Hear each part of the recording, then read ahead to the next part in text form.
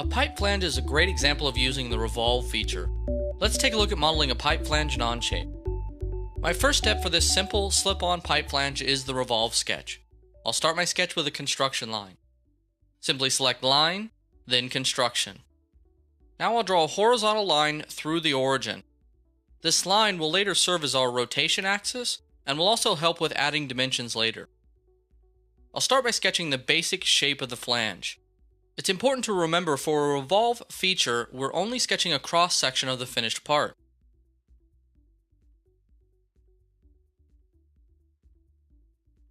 We can then add our dimensions.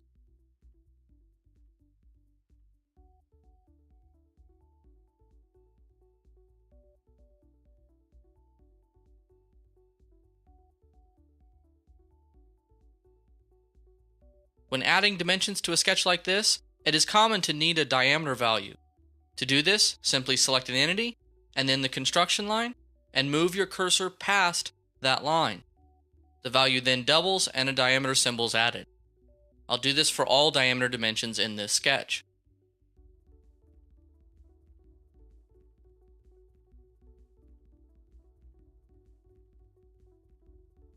Now that we have a fully defined sketch, we can create the revolve feature.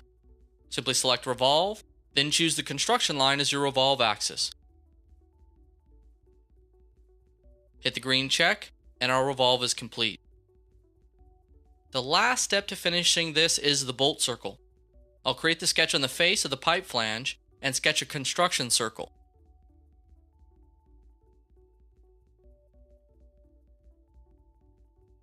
Add a dimension and we have the bolt circle diameter defined.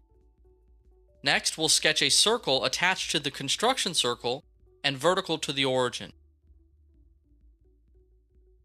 Add a dimension to it and we're ready to pattern.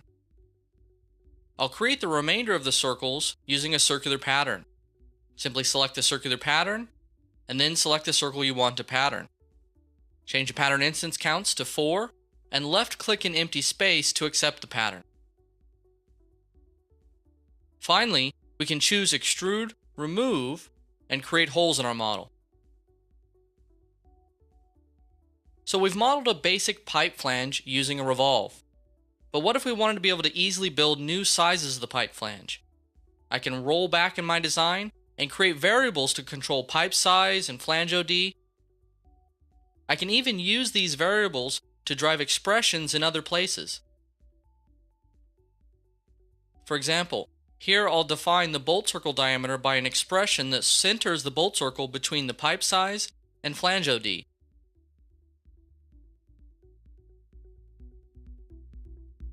This means I can change to nearly any size pipe flange by changing just those two variables.